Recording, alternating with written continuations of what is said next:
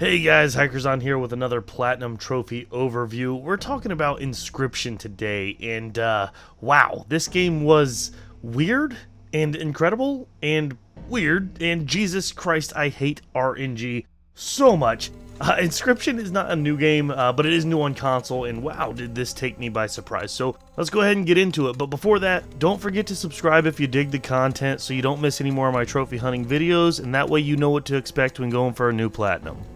So, like I just mentioned, Inscryption is not a new game, right? Back when this came out, I did see some stuff about it here and there, not a ton. I knew it was a creepy roguelike card game, I knew it got pretty popular, had some really cool ARG stuff attached to it, as well as some kind of meta premise. That's about all I knew though. I actually didn't even find out until I played this that I only ever saw the first act of the game. I had no idea there was so much more, and I'm going to do my best to avoid spoilers here because the weirdness of the story is like the main appeal for this game. But just keep that in mind, man. Again, like just from seeing posts in gaming groups and just the internet in general, right? I literally only ever saw the first act of the game, or Casey's mod more likely, but there's so much more to it than that. A bit about the game and a general overview of the trophies. Like I mentioned before, this is a meta game. You play as a dude that found a copy of Inscryption and is playing it on his computer.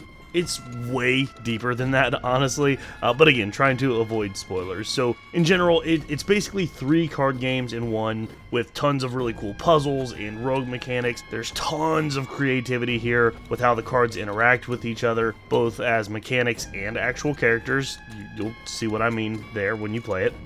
There's a lot of really dark stuff, like brutally splicing cards together or sacrificing cards when they're begging you not to. Lots of really cool stuff, right? If you are trying to avoid spoilers, which I totally recommend, there are a few Steam guides that you can just skip straight to the missables section without really seeing much, just to kind of save yourself a little bit of time, and you'll still have a lot of really cool twists, turns, surprises, no solutions to puzzles, things like that. From there, though, clearing the story with the missables is really the bulk of the trophy list. The real challenge starts after the story, with Casey's mod, which is essentially just Act 1 as an actual roguelite with no story. There's new cards, new mechanics, items, and challenge modifiers as well. And clearing every challenge, clearing a run with every starter deck and 1 puzzle-related trophy, and then also clearing a run with every challenge activated, which requires damn near perfect RNG, and thinking like a million moves ahead. But that's pretty much it in terms of the trophies, and I'll get more into the hard part later with that every challenge activated run.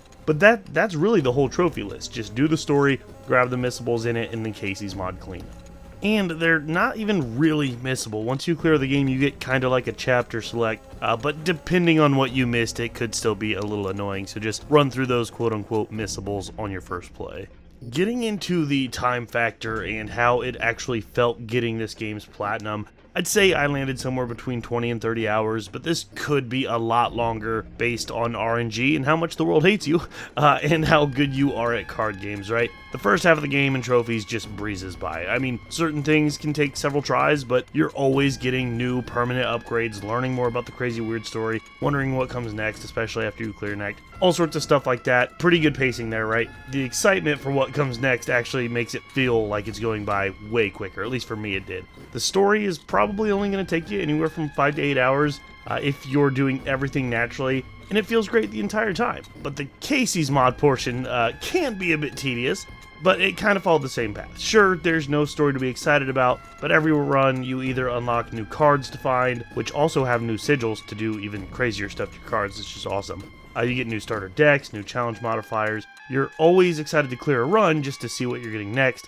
unless you look it up, of course. But that was still pretty good. But this can still take a lot of tries, especially with some of the shittier decks or the harder challenges. This is even more true on your last run with all of the challenges. I have no idea how many times I had to try that. And you can't even just in your run for new RNG, right? Because the game punishes you for that. So you have to go lose a battle, making it take even longer. And that part was pretty rough, but the overall pacing was great. And as rough as the end was, holy crap, man, it was so satisfying and so rewarding. I felt really great after finally clearing my last all challenge run. It was awesome.